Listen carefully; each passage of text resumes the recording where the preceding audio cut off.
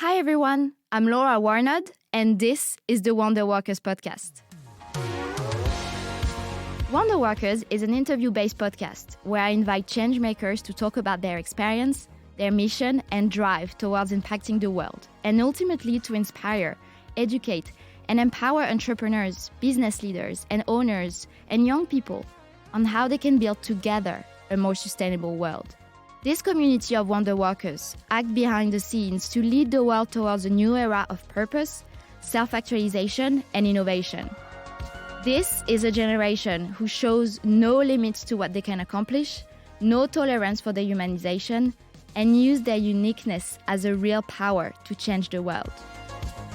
We want to invite you, responsible leaders, entrepreneurs, young people, and all other listeners in your quest for purpose to give you too the power to change the world.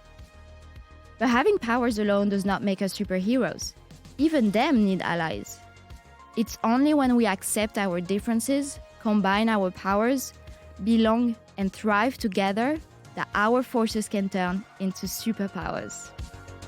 We are WonderWorkers, a community of changemakers, entrepreneurs, business owners, and aspiring ones who use their superpowers collectively to change the world.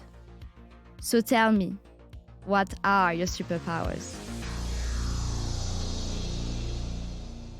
In today's episode of WonderWorkers, I am with Karl Brown, the co-founder of Curv.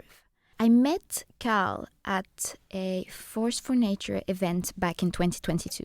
And just to give you a bit of background story, I went to this event being like, okay, if I feel uncomfortable, I'll just, stay for 10 minutes, listen to what they have to say, and then leave. Because I felt like a real imposter going to an event that was about eco-anxiety and the importance of taking care of biodiversity and the environment, because I didn't really know how I could contribute to that conversation, and I still feel like a real beginner in that field. But I went there with my learner hat, really, and I wanted to learn something new. And I swear I stayed there for the whole duration of the talk, which was 2 hours long. They brought amazing speakers, including Richard Sabine from the Natural History Museum, who is the principal curator there, and Adriana De Palma, who is a senior researcher there. And it was so interesting.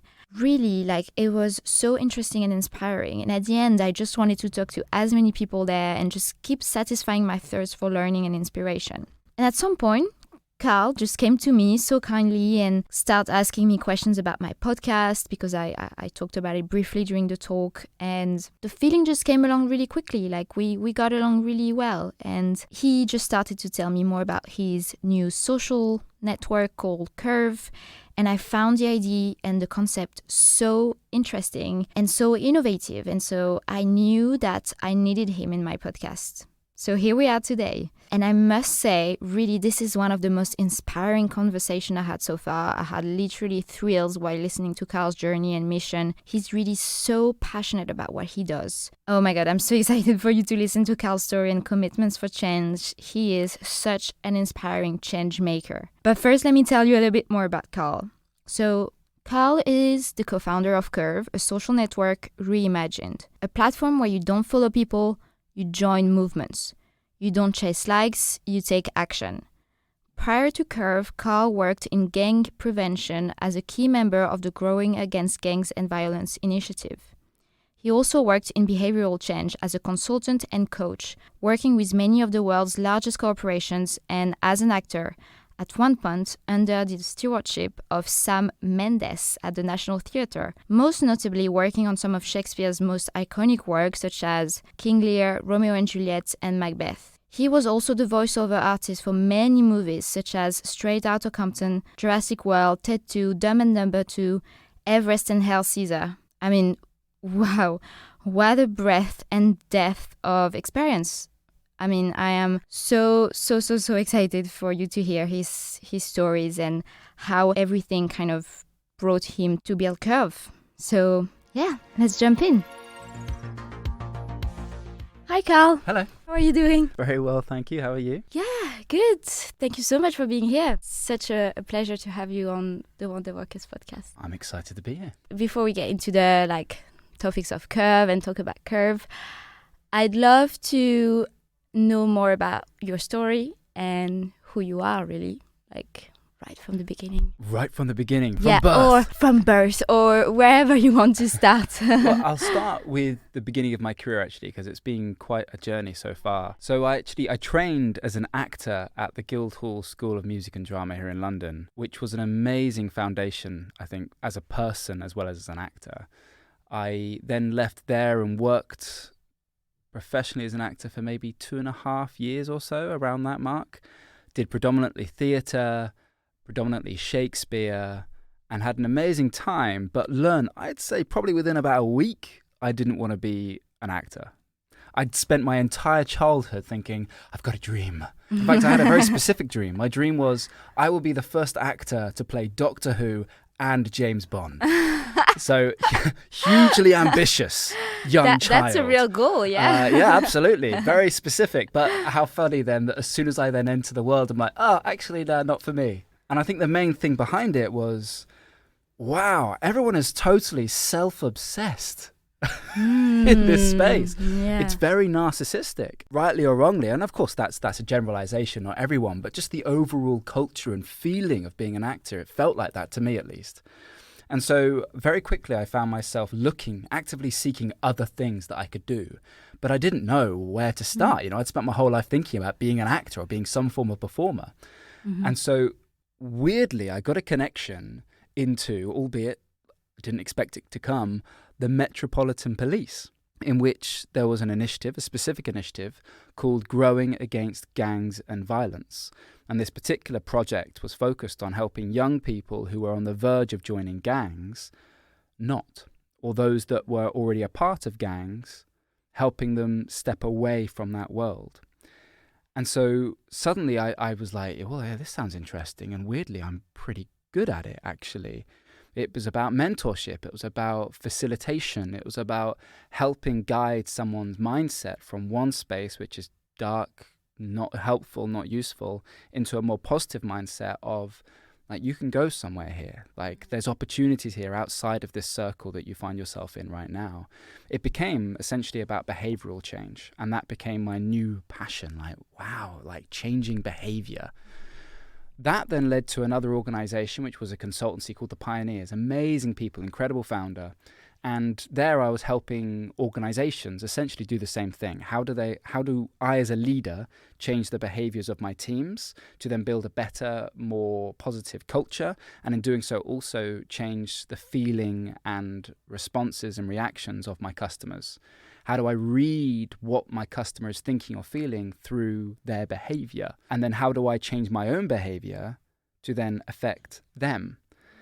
And that there was fascinating as well. And I was doing that for a number of different organizations, sort of really on-the-job coaching, essentially, working with the manager on the front line as they do their thing and sort of almost whispering in their ear. Have you noticed that this is happening? That sort of thing. And then from that, I then got picked up by another company called Working Voices, which was a bit bigger, where it was more sort of global communications consultancy.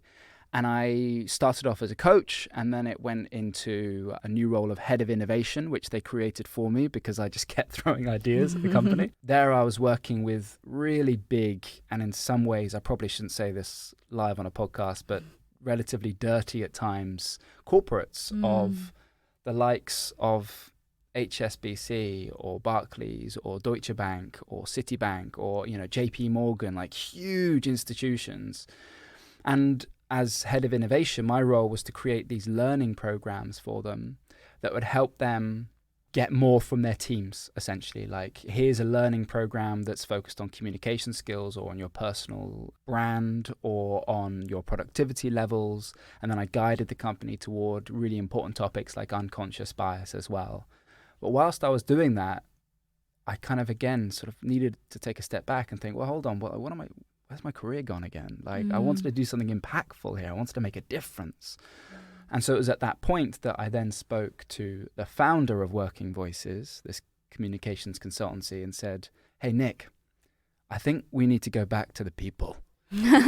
Let's do something for the people. And so we created this concept, which eventually became known as Curv, which was all about personal development. How do you take one action for yourself that will make a difference, whether that's an action that will boost your confidence or boost your communication skills or boost your productivity levels or your mindset, whatever it might be. Here is one specific action, a learning curve, if you will, that will make a difference. And so created this cool concept, like prototype, cool funky videos, pitched it to the company, and Nick obviously was very much on board, and the rest of the directors of the company were as well. And they're like, cool, let's make it happen, let's go. And so we started developing the thing, and then just at the point in which we're about to release, the little unknown thing of COVID hit. Oh no, yeah. That one. And if you put that into the perspective of a face-to-face training company, 90% of the work just went in a moment, in a flash.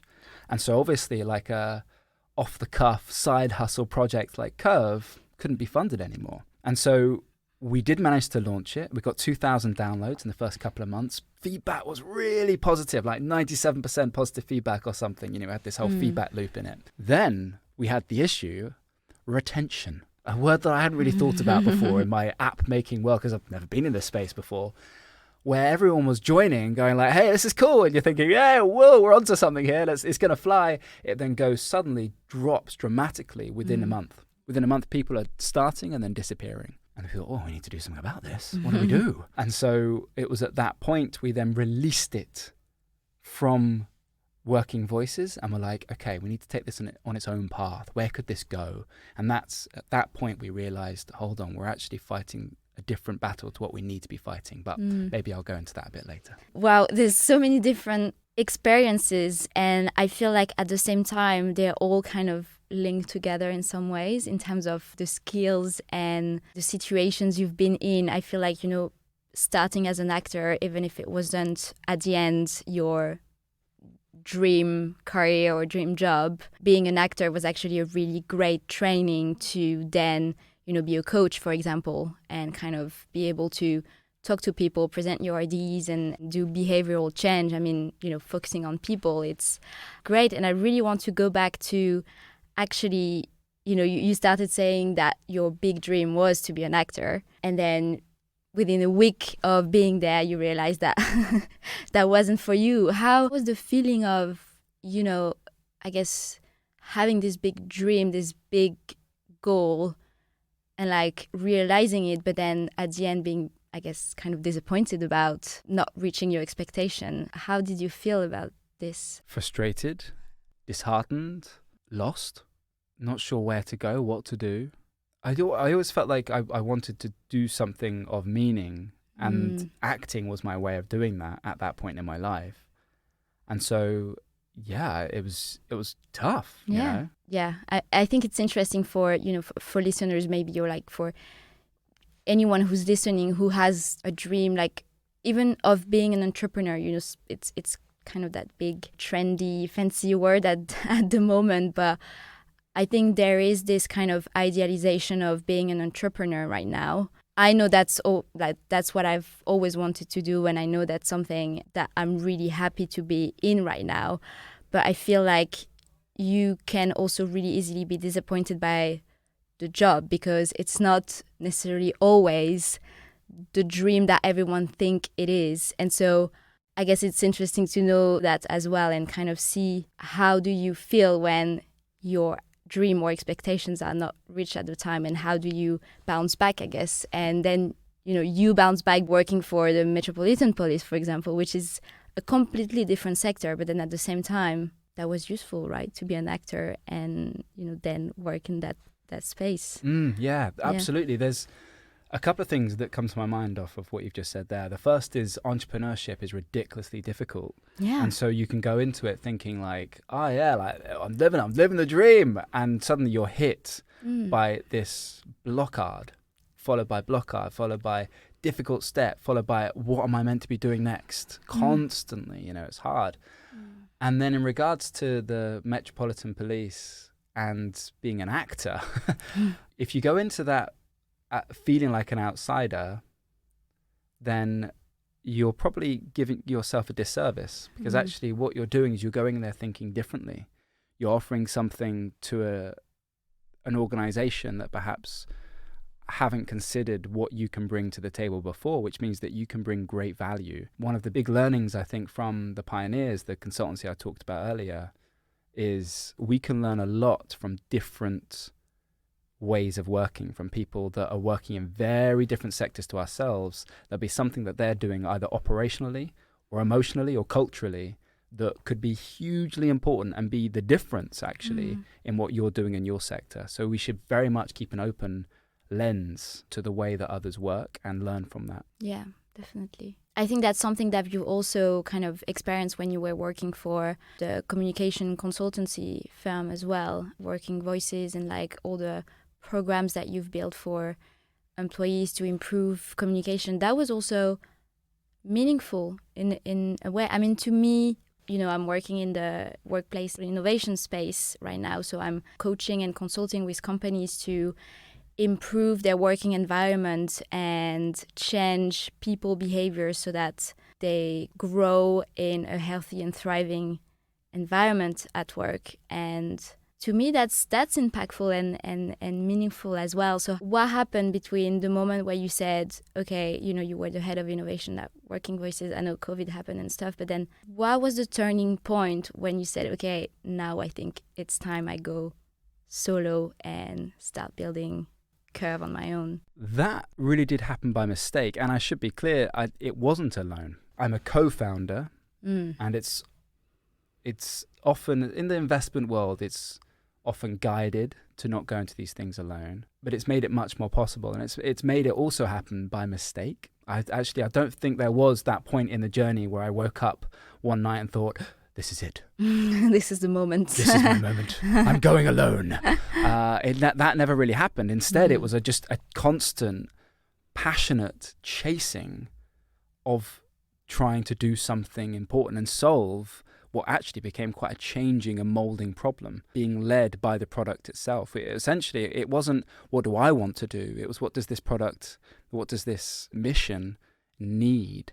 And that's what then led to the position we're in now. And do you think that anyone is born to be an entrepreneur? Or is it something that can be learned? Oh, yeah, 100%. I'm of the mindset that anyone could be an entrepreneur. However, the mindset, a growth mindset, i.e. basically the opposite of this kind of born with it or not born with it, is the important part. You have to be able to roll with the punches and adapt yourself and think agilely and move quickly. And so all of those things take practice, but actually the best way of doing it, even if you wouldn't say you traditionally have those skills or that's part of your mindset in the past, you can learn them and you can do it. And then the key thing I'd say, and I learned this throughout my career, but especially as an actor early doors, was resilience. You know, like as an actor, you turn up, like the day job is essentially going to auditions and then hoping for the best. You know, you do a lot of prep work. You're like,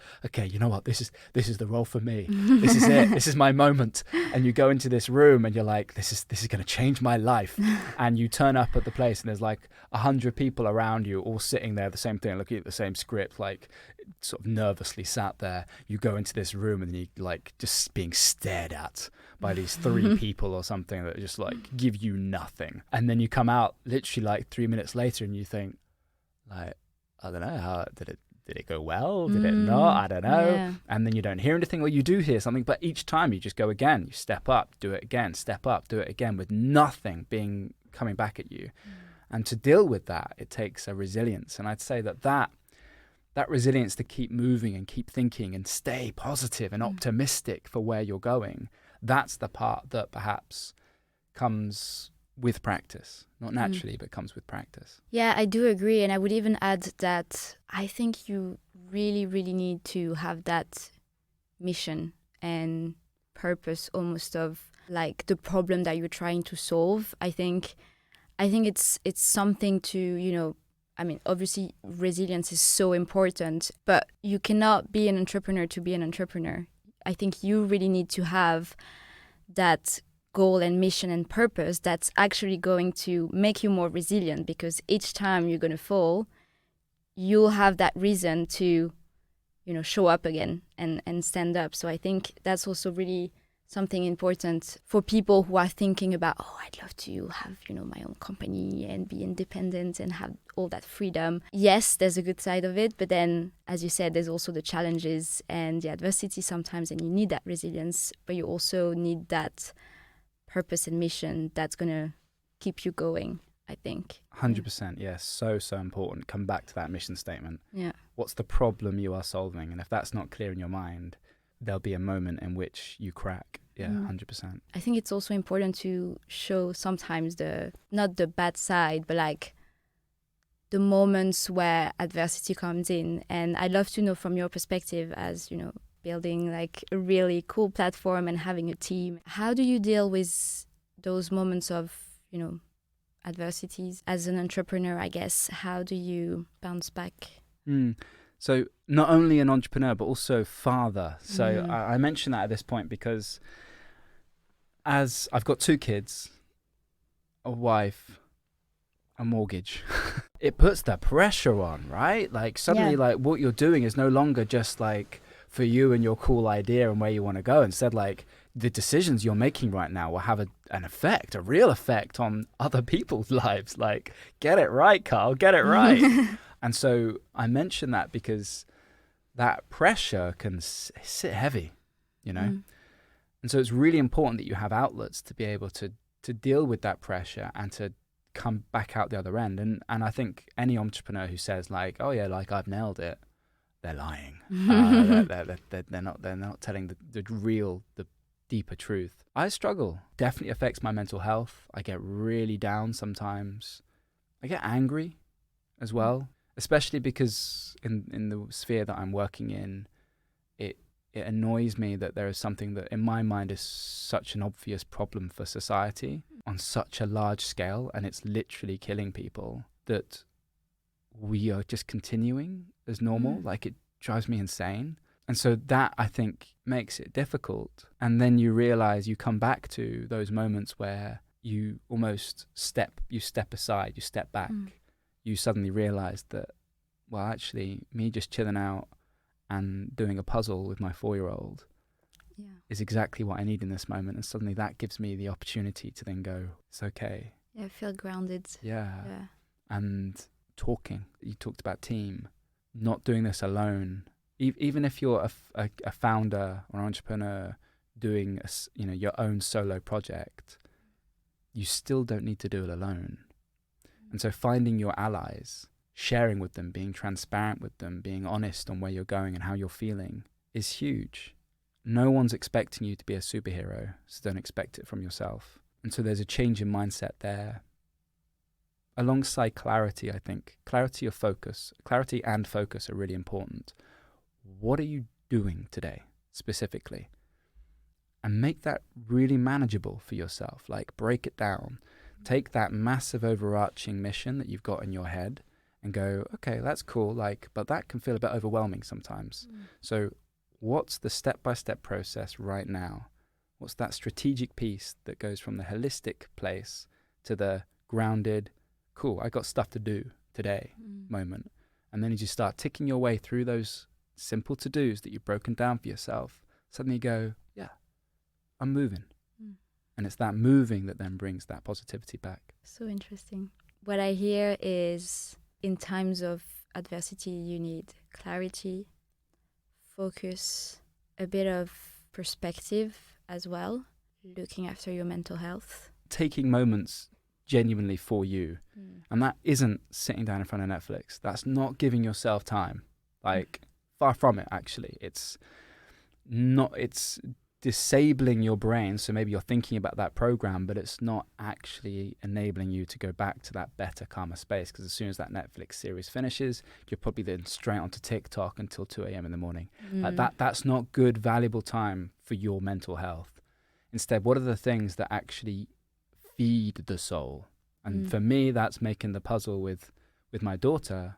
For others, it'll be something entirely different. And so what are those things for you, combined with the allyship, I think is super important to add to that focus and clarity piece.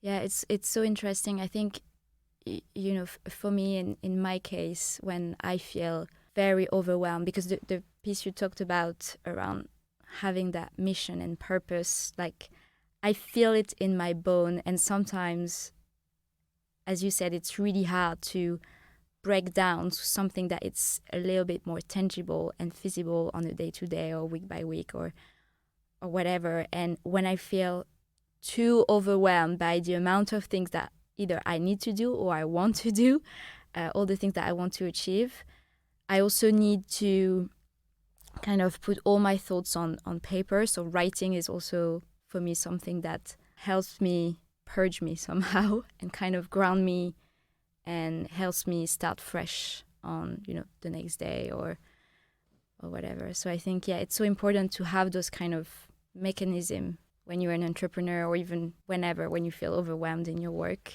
Yeah, definitely. So we're going to be talking a little bit more about Curv, but going to that topic, what is it that drives you today? Like, what's your quest or purpose? The world is dealing with a massive, major, global pandemic of a problem. We're all using it every single day for hours on end for some of us. And we are all pawns in a system that is manipulating us for their own benefit. And that is the world of social media. It's pretty. It's addictive, that's for sure. We all understand that. And it gives us something that we think we need. But in return, we are divided as a society. We can go into the details here. So let's give it a bit of a backdrop. So it started off as social networks, of course. We all know and remember perhaps Facebook, still here, of course, but there was a time in its heyday. And that was, simple. It was friends connecting with friends. That was what it was. And then it went into more social media, in which suddenly we could have connections into people we didn't know, and it became about getting messages out there to friends of friends. And then we had this situation in which we turned to recommendation media, in which suddenly we could get a message out and it had the potential to reach tens of thousands, hundreds of thousands, even millions of people if we worked the algorithm appropriately. Suddenly it became about going way beyond just sharing a message. And with that, to make that happen, we became obsessed by this concept of likes and of follows. And that model of chasing likes and chasing follows led itself beautifully into a system that was essentially built to sell advertising. That's what they are driven by right now, is how do I get you to be addicted to this feed, to spend as much time as possible on this feed so you'll see as many ads as possible, in return put money in my pocket. And so recommendation media was born from that, because suddenly it was an algorithm play. It was, how do I give you the next video that will keep you hooked, and then the next video, and then the next video, and then the next video. And why on earth would I remove misinformation or disinformation if actually this is driving up engagement? Look at that controversial tweet. If I click, oh my gosh, what did Andrew Tate say? I'm going to tap on that. Suddenly that thing, lovely, that's brilliant for what we're doing, right? Why would I remove hate speech? Really, I maybe I can do it enough just to help our PR, but why would I genuinely have a direct strategic plan to remove hate speech from this platform when it thrives? It flourishes. It drives up engagement in a way that no other things do. Anger drives far quicker than any other emotion on social media. So why would we remove that? It will have a negative effect on our bottom line. Bots, fake accounts, right? We had the whole thing. For those that were interested, they would have noticed that whilst Elon Musk was buying Twitter, it stalled for months and months and months, because apparently he didn't know that there were fake accounts on Twitter. Apparently so. Now, that is a real scary thing, actually. We're talking, they were talking about 5% or something. It's definitely higher. Yeah. And what's scary about that is that a lot of those are the things that are driving what is so dangerous for the 13-year-old who has joined social media, spending literally hours of their day on social media, and is determining whether they have value, whether they are worth something, based on the comments and the likes that they are receiving or not receiving, on the content that they feel they have to share on a platform where they are trying to follow a culture set by those that are the most controversial. I mean, it's madness. Combined with the fact that you're then working all of this in a system that is built for addiction and is all the numbers, despite, you know, what they might say in government, and literally government are trying to take them down, they're nowhere near achieving their goals. We're talking about a scenario that there'll be 800 billion made by 2026 in this industry. And all of that is through you, us, as users.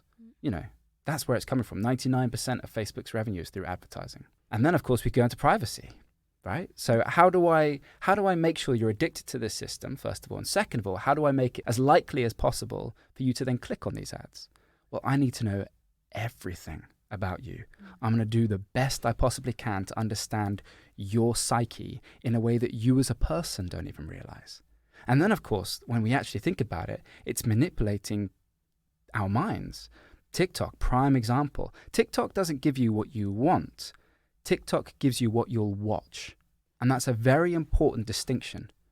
It also leads to more controversy and more extremism, YouTube in particular. You could start off in one particular space where you watch a video because it's grabbed your attention, and then suddenly the next video is the same topic, but a bit deeper, a bit more controversy, because that's the thing that's triggered the algorithm. And then it goes deeper again and deeper again. And suddenly you can take someone from a sort of an open mindset and then suddenly really refocus what they believe, even. You know, it can go that deep, and that can happen. A number of studies have done it. That can happen within hours of you using these systems. And we're talking about hours per day people are using these systems. So you asked me, what's the problem that I'm trying to solve? Well, all of that combined with the fact that the world, if you haven't noticed, is burning. Yeah. Society is crumbling and dividing. One word I didn't mention just then is polarization. Of course, because of these algorithms, we are being sent more things that essentially confirm what we were already thinking, confirmation bias. So I may think, you know, you take the political perspective of left or right.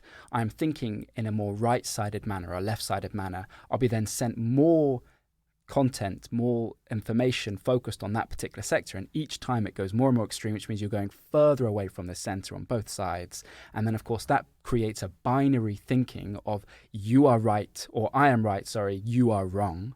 It's a yes or no scenario. There's a lack of empathy. And through that, you're then creating a culture in which no one can get on anymore across the dining room table, let alone across the digital sphere. And then, of course, that leads to situations like we had with Trump, in which you have mighty supporters, a mighty community completely against. And that there is dangerous for society and being driven hugely by social media.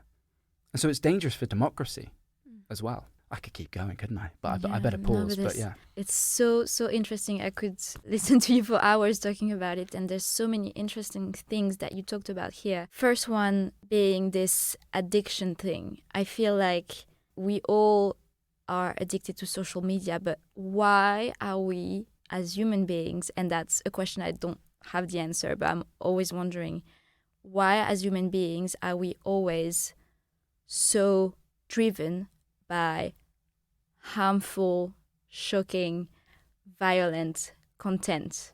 I don't feel I'm driven by that, but I feel the world is, and I don't understand that. I don't understand why people need those kind of content to feed on their own, I don't even know what it is, but kind of vicious curiosity or something. I don't get that. And I'm wondering if there's a way, you know, I thought about, I don't know, I had an idea like being, you know, if we removed all the harmful content, or if we created just a platform kind of like you're doing, but less innovative than that, but just not having any negative, harmful, violent content on the platform, would people actually use it?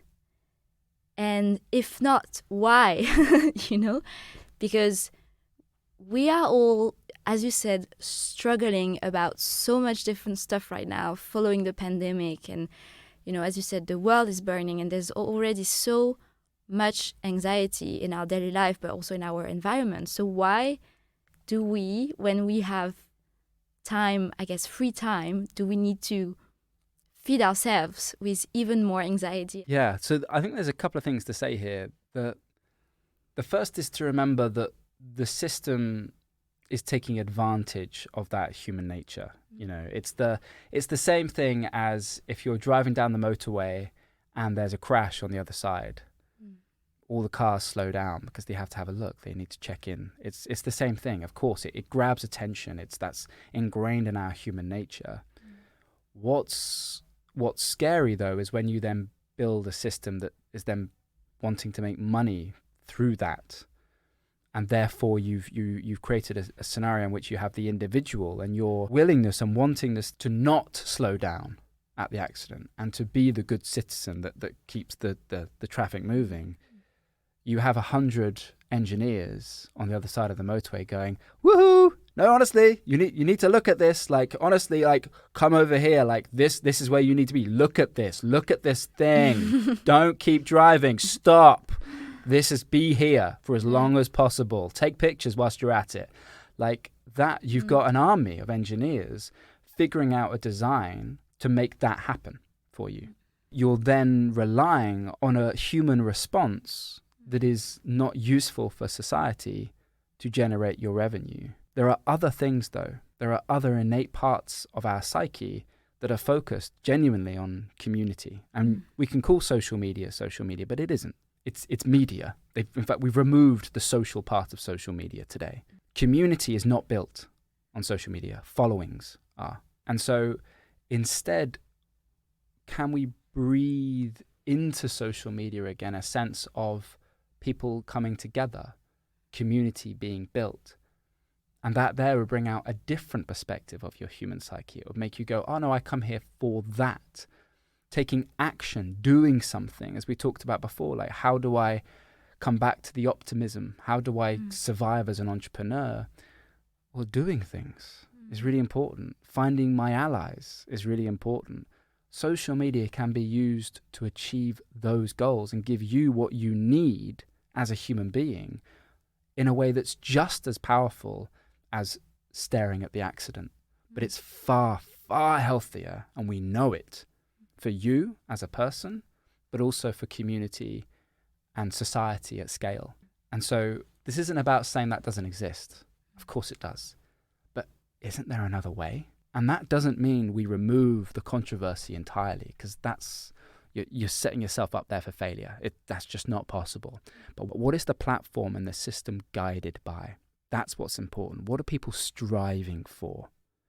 That's where it's key. That's where you can build a model and design a system that actually works for society as opposed to using society against itself. And so I guess the natural next question is, how is Curv different from that? And what's the mission of Curv then? The key difference with Curv is that you don't follow people, you join movements, and you don't chase likes. You participate, you take action, you get involved with the movements that you love. In doing so, what you create is a model which isn't focused on you. Instead, it's much more focused on what are the things I care about and how do I get involved with them. And that there then creates a very different experience and culture as a platform. But even more so than that, it also creates a different system. The metrics change. Like as an individual, as a grassroots community, or as a brand or organization, instead of chasing likes, views, follows, because let's be honest, what does that really mean? What do you actually get from that? We've been manipulated, hypnotized into the fact programmed programmed to think that is, oh, well done you. People double tap to phone. Instead, the metric becomes, how do I get people to do something, to get involved? And that becomes the driver of the algorithm. If you then combine that with what we're calling the anti-echo chamber effect, in which the movements that are most successful at getting people outside of their normal circles to participate, those are the ones that are highlighted and amplified. You create an inclusive, accessible, and diversified proactively feed. And that there is powerful and a great experience. So there's that side. There's also the safety side. Now, Twitter, Instagram, TikTok will say like, well, we've got very good values and we want people to be kind. Of course they're going to say that, but the results, the reality of it is that that is not the case. Otherwise, we wouldn't have the number of teenage suicides that we have today that are just being swept under the carpet. We wouldn't know the fact that Facebook have done these studies. They know the negative impacts they're having on the mental health of children, and yet continue, in fact, not only that, develop on what they're currently doing. Of course, they're not going to change because it affects their bottom line so much. Their hands are tied. They can't do anything about it, even if they wanted to. Or what if, and we can do this now in hindsight, right? We can learn from their failures. Or what if there was a system that was designed specifically to be that safer space? And that can only happen today, right? We can learn from yesterday. And in tomorrow, the reason you join Curv, the reason you join a social media platform like this, a fresh one, an innovative one, is because, oh, look, like this space actually stays true to their values. They have to do that. And that's the reason for growth. That's the reason I hang around and I don't go to the others. It's because it gives me that culture that the others cannot do even if they wanted to. They're just not in a position anymore to be able to do it. We have to start again in regards to that. If you couple that principled effect with verification, which is something we haven't talked about yet, that could be huge. Now, there has been conversation in the social media space about whether you should or should not verify people. We are very much in the camp that you should. This is why. Take Twitter. You could send a controversial tweet out to someone and send abuse again and again. You'd literally spend your whole day, and people literally do this, spend their entire day just sending abuse from person to person to person to person to person. Some people are paid to do that exact job, right? As part of disinformation campaigns. Now, Twitter will be like, oh, suddenly people are complaining about this. We better do something about it. They're always reactive as opposed to proactive in this. And then they might remove that account. What are you actually removing? You're removing a fake account in the first place that's just essentially an email address. So then they'll just start another one. Someone could have several accounts all at the same time, sending abuse constantly. And this is happening all of the time, right? As soon as you bring in verification, you dramatically raise the bar on what is possible regarding those sorts of abuses. Combined with the fact that suddenly we're in a position then to be able to, if someone is misusing our platform, literally doing things illegal, which is happening every day on social media, you're then in a position to then go, cool, well, let's pass this information on to the appropriate authorities. Then suddenly we're a space where if you're looking to misuse social media, chances are they're going to be thinking, do you know what?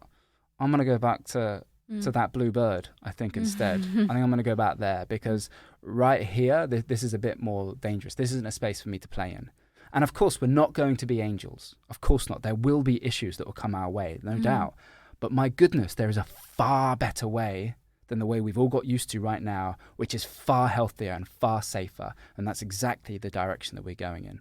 So there lies, I think, a number of different nuanced pieces to this puzzle that, if put together, could do something really, really quite impactful. I love what you said about the importance of diversity of community, because when you talked about like all the other social media and the content that is created to kind of make us fit into one box or like one way of thinking, you click on the content and then you are recommended something else because you're triggered by that, and then you end up being in a funnel of really negative, harmful content and kind of closing your minds to all the other possibilities. And I think that's almost the most important thing right now, because what we're seeing a lot about on the news, in the media, and all that hate, and we are actually going backward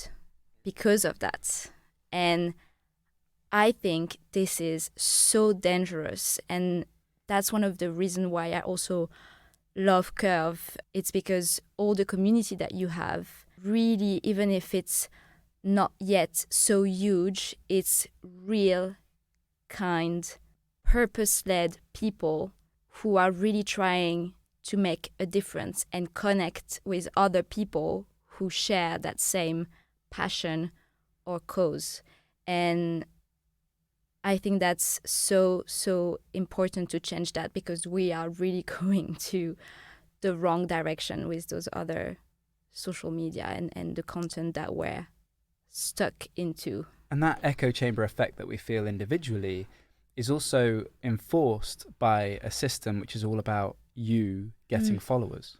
Yeah. You are forced to go and think individually. How do I achieve these followers so I can have an impact and get likes, which then in theory turn to impact? We know that isn't the case. There's no impact. There is no impact, and nor is that the way that we're going to achieve the goals we need to achieve. If you take a broad and hugely scary subject like climate change or climate disaster, we need to act collectively. And at the moment, we're still all working within a system which directly silos us. How can we instead build a system that proactively brings us together, makes movements work together?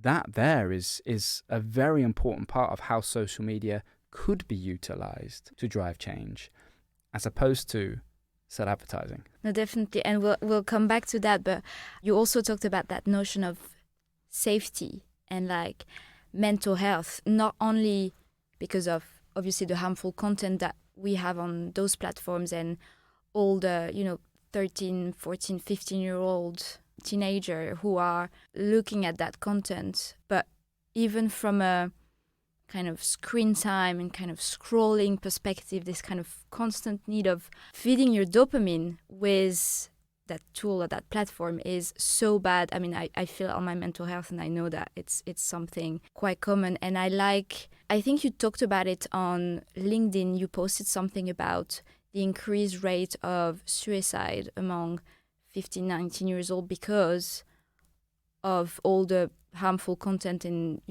social media usage. And I'm wondering, what is Curv trying to do differently? What are you doing to tackle that? Yeah, so those suicides will come through a combination of cyberbullying and echo chambers in which they have shown a slight interest in a particular topic, and then the algorithm has picked up on that and then sent more and more of the same, with each time it getting more and more extreme, which has then led to them perhaps thinking or feeling like they should do something like kill themselves. And there is plenty of content online right now, today. There'll be many people watching content right now, teenagers, that is essentially telling them, kill yourself. And then that'll then be backed up by comments from people that they do not know. It's probably a fake account that can't really be attached to a human being, telling them to kill themselves. So there are teenagers, vulnerable teenagers, killing themselves. That's happening. So all of the things we talked about previously can not remove that, but my goodness me, it could have a hugely positive impact on getting rid of a lot of that issue. That cyberbullying piece, you can remove that in a way that other platforms are not. On the algorithm piece, you can design an algorithm that is both a solid, good experience for you as an individual, but does not send you down those rabbit holes. It is possible. You can create a system in which you don't feel alone, that you are together within communities. And you can create a model in which those kind of accounts don't even exist. You can. We are doing some of those things now, and we are definitely going to be doing those things as we move forward. So there lies, I think, not only an opportunity for a disruptor like us to step in and try and solve something, but there lies also an opportunity to do something that's really important for society. And when I think about, as I said earlier, I'm a father. I've got 2 kids, 4-year-old and a 2-year-old. I've already seen my 4-year-old on TikTok with her cousin. A cousin who's like 8 years old. My brother comes into the house, 8-year-old's already on TikTok, or sort of steals the phone to be on TikTok and then shows Sienna. I walk into the kitchen and see the cousin like doing a TikTok dance and then saying like to Sienna, like, come into this. I'm like, whoa. What's going on here? Like, stop that right now. Yeah. That there is sort of the future before it's hit us. That's what's coming. Do I want my daughters scrolling at 2 a.m. in their own siloed world, being fed whatever the algorithm thinks is appropriate for this person? Definitely not. And so I bring that up because actually this is a personal thing with actually, if you start again, a structure that is very possible. It's nowhere near as easy for them. Them changing is difficult. That's going to be tough. And, you know, you've heard there have been interviews with engineers from these major corporates that essentially are saying, well, I don't know how the algorithm works. Like, it's its own world. It takes care of itself. So that's scary. That's scary, right? Isn't it? Yeah. And yet here we are, we're all still feeding the beast. We need the disruption to come, and it will. And it will come. The world is waking up. I just hope they wake up in time. When is it going to stop? Like, what is actually going to happen to make it stop? I feel like there is a huge accountability issue. We are not holding the people responsible for that accountable for what they're doing on society. And I don't understand why. Like, it's so bad. Like, as you said, I think what you just said, Nad, is not something new to people. Like, we've heard about it. We know it. So why is nothing being done about it? Well, exactly.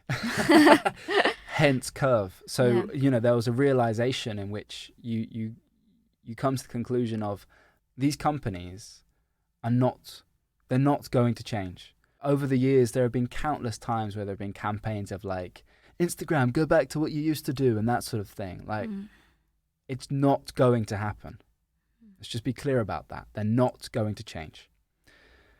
Governments have tried their best to try and bring a stop to. I say they tried their best. Let's maybe not go with best. They've tried, especially in America.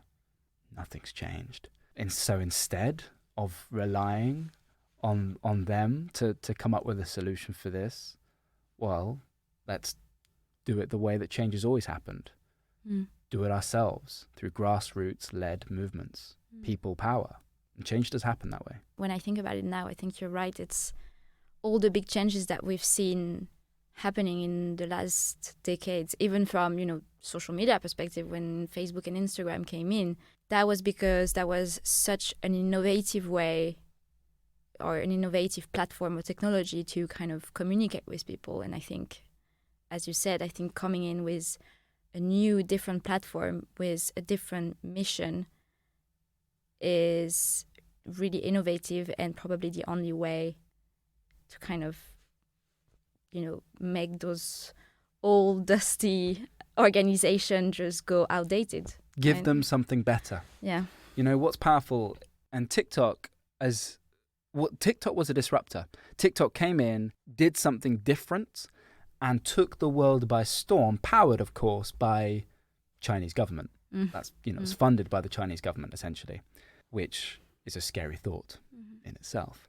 Now, there, though, does lie the opportunity, right? These things can happen. We can pretend that they don't, but actually there is an opportunity for something to really step up as long as the model, the design, the intention is correct. And at the moment, I think we're in a situation in which there are other social platforms out there that are trying, but essentially are coming at it with what if we were Instagram but with morals? The issue is deeper than that, far, far deeper. There's an intrinsic system which you can dive deep enough and then come up. It's a slower process, of course it is, to then make this work. But then you can actually solve the problem here, and with it bring out the opportunity of utilizing social media to drive genuine change. And so you talked about the business model of those apps, and what you're trying to do here with Curv is completely different. So how does your app can earn money then if it's not from advertising? Yeah, so hugely important, right? If you build a revenue model that then goes against your morals or your values, exactly. you're going in one direction. That's the wrong one. Yeah. So you have to build a revenue model that supports the mission. And our mission is to support and mobilize movements and change makers to drive change. So how do we then build a revenue model that can do just that? We've got a 3-pronged route to market. The first is a subscription model in which you as an individual, you can choose to subscribe, i.e. support and pledge to movements that you choose to pledge to and support. Mm. That then gives you the opportunity to financially back that movement as well as take action as a part of that movement as well. An example of this would be like, I don't know if you get this, but I sometimes get knocks on the door and I'll open the door and then there'll be some lovely human being with the biggest of smiles wearing some sort of coat, usually in the rain, going, oh, hello, hi, I'm from X charity and I want to just tell you a quick story. If you got a minute? And I always give them a minute, of course, because they're such lovely people. And then they tell me the story and I'm like, well, I'm in love now, so I definitely need to support what you're talking about. And so then I give my 5, 10, 15 pounds, whatever it is per month. And then after that moment, a few months later, you're like, I've done that now 3, 4 times. I really need to, I don't know. Yeah. I'm giving away too much money here. Combined with the fact that I've lost touch. You're probably sending me an email, definitely not looking at it. And you're probably sending me something in the post that I don't want to open. And so I lose touch with the story. I don't feel connected to your story. And I'm going to stop my donation pretty quickly because of that. Instead, with this subscription model, you're in a situation in which you can specifically choose what you want to support, but also be a part of that story, see their story, feel and be a part of that story with them. And Curv would enable that to happen. So there's something really quite powerful about that. The second part is a amplification model. Every single movement on Curv goes through a check-in process first to make sure it aligns with our values. That means that there'll be a point in which we have thousands of movements on Curv, and there might be certain movements that want to stand out for particular moments or particular campaigns. What we'll run is a feature model in which then you as a movement can then choose to be featured. That there aligns with our values, but also generates revenue. And then the third part is an alignment model. And this is definitely last, because this is where it could come with some difficulty. But there's also amazing opportunity. We'll take one of the movements we already have. Find the Wild is a movement on Curv right now. And it's a wonderful community of people that love getting outdoors. Now, there is definitely an organization, a brand out there, let's take a classic like Patagonia, that will think, well, these are our people. We want to support this movement. But instead of just posting a picture or a video on a feed that then gets double tapped, instead, how do I become a partner for this movement where I can financially support and back the people that are behind it and doing it and making it happen, but also run initiatives with them, run events with them, like become an actual sponsor of what they are doing in a way which drives action, because the action is the engagement on this platform. And in doing so, raise awareness of what we're doing and be associated and a part of something that aligns with our values.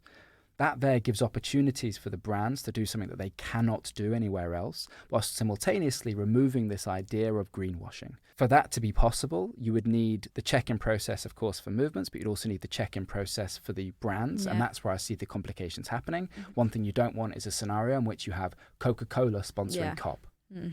Far from it. Yeah, that's not the point. Yeah, they're the two potential opportunities for revenue that becomes a revenue split between the movements. So the movements themselves thrive financially as well as through active engagement, combined with the fact that we can then generate revenue that then goes back into the system to support more movements. So smart. I mean, there's so much opportunities here, and I think that just all makes sense. And it's just, I mean, I've used the platform so far, and I think it's an amazing, it's really an amazing platform. And I'm saying it from the bottom of my heart. I think I've used other platforms than Instagram and so on. And I think Curv just makes sense. And it's just so positive. You feel safe when you're on Curv.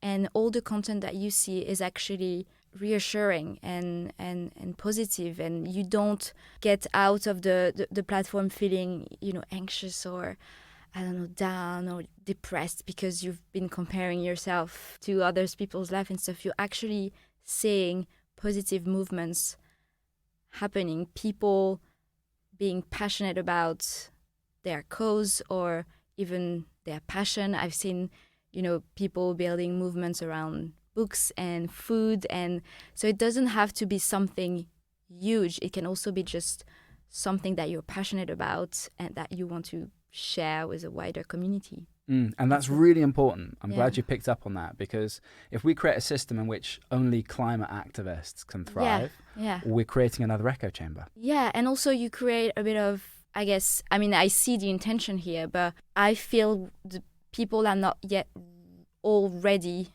to not just be part of that, but do not necessarily feel all legitimate to talk about climate change and all those stuff. I mean, I definitely see it, even if I'm learning and I'm interested and I want to learn more about that. As you said, I think if it was only about that, I would feel a bit like imposter syndrome, like, ooh, like I'm interested, but I don't see how I can contribute to that. So I think, yeah, I think it's perfectly well thought, and yeah, I hope it will go for the best moving forward. And I'd love to know what's next then for Curv. Well, it's clear actually. So yeah. we're in a position in which our attention is really strong. We feel like we're onto something really quite cool here. And of course there are issues, right? There are still bugs. We're still right at the beginning of what feels like a big developmental journey. Mm-hmm. But we've got something here, right? And so what we need is more people. We need people to be a part of this mission, to participate in this mission, to help prove this model is possible in a thing. And then at that point, we're going to be looking out for impact-led investors who can join us on this journey and really kick it into overdrive and help us genuinely take on the big boys and girls.